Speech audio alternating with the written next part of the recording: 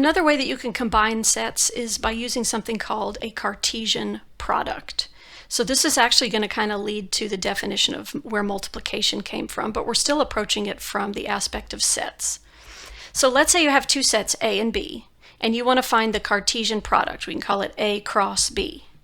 It's going to be, first of all, a set of ordered pairs, so points, ordered pairs, such that the first component is an element of A, and the second component is an element of B. So when you do A cross B, see the set builder notation? You're going to get ordered pairs where X has to come from set A and Y has to come from set B.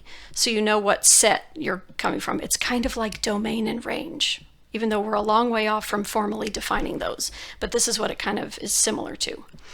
So here's set A. It's got 3 elements, 0, 1, and 2. Set B has 2 elements. There's 5 and 7. So first we're going to find this set. Notice this is going to be a set, A cross B. It's going to be a set of ordered pairs where the X comes from A and the Y comes from B. So one ordered pair that we could create is, let's do the ordered pairs where 0 is your X. 0, 5. That would be one of them. 0, 5. Or we could also do 0 with 7. And I'm going to separate these points with commas. I could also pair 1 with 5. Or I could pair 1 with 7. So 1 with 5, 1 with 7. Or I could pair 2 with 5. Or I could pair 2 with 7. And you see how I have the points separated by commas? Because the points are the elements inside the set. And we have a set of ordered pairs where the X value is always a 0, 1, or a 2, and the Y value is always a 5 or a 7.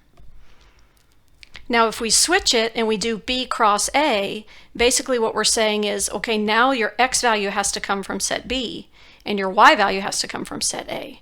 So it's just going to flip the points around. So it's going to be 5 with 0,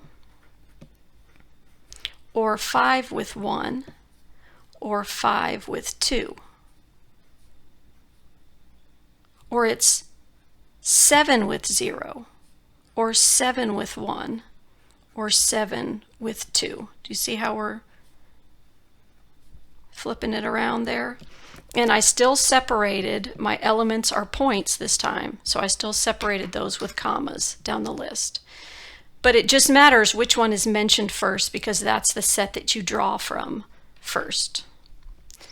Just a note that I want to make at the end of this really quick. If we go back and talk about cardinal number, meaning how many elements, the cardinal number for A is 3 because there's 3 elements.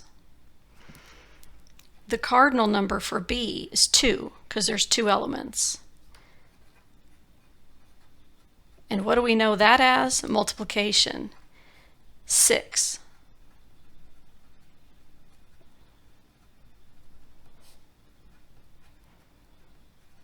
Six ends up being the number of ordered pairs. Look, 1, 2, 3, 4, 5, 6.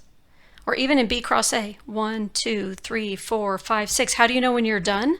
How do you know if you've got them all listed? Well, because you multiply, and you should end up with 6 total ordered pairs.